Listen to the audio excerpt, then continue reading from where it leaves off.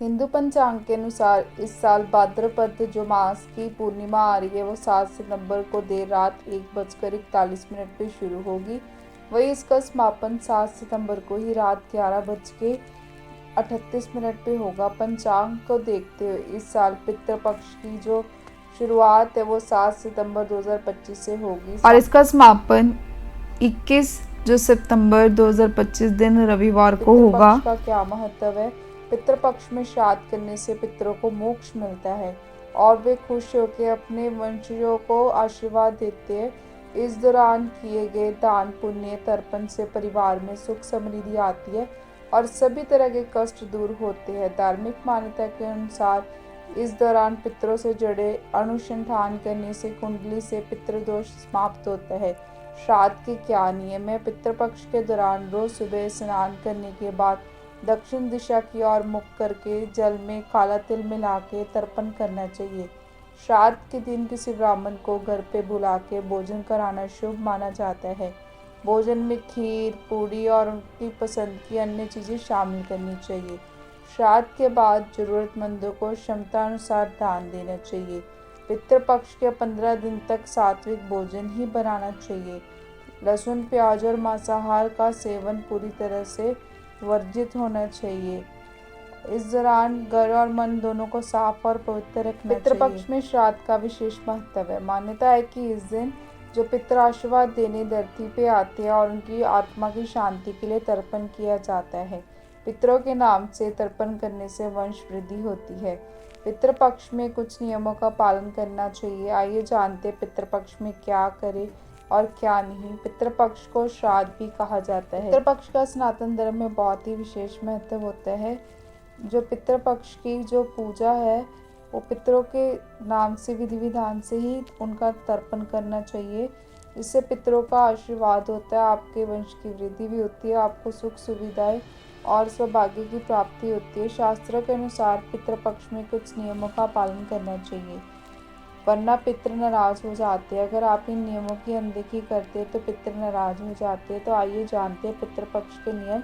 इस दौरान आपको क्या करें और क्या ना करें। पहला है, शास्त्रों के अनुसार पितृपक्ष में कोई भी मांगलिक कार्य जैसे विवाह, गृह प्रवेश, दुकान का मुहूर्त, नया कारोबार का आरंभ आदि नहीं करना चाहिए। पितृपक्ष में किसी से भी झूठ ना बोले, ना ही अपशब्दों का प्रयोग करें। किसी के साथ छल कपट ना करें क्योंकि ऐसा करने से पितृ आपसे नाराज हो सकते हैं। साथ ही पितृपक्ष में ब्रह्मचर्य का पालन करना बेहद जरूरी है।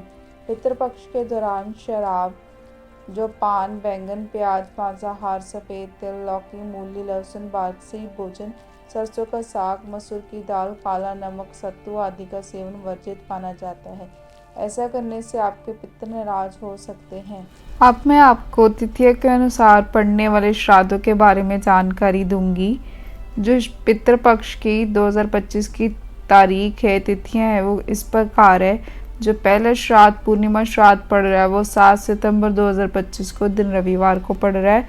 और अगर आपको इसका शुभ मुहूर्त देखना है तो अभी वीडियो पॉज करके जो आप जूम करके वीडियो को यहाँ पे टाइम देख सकते हो, उसका मुहूर्त देख सकते हो। और ये श्राद्ध जो मुहूर्त के अनुसार ही किए जाने चाहिए।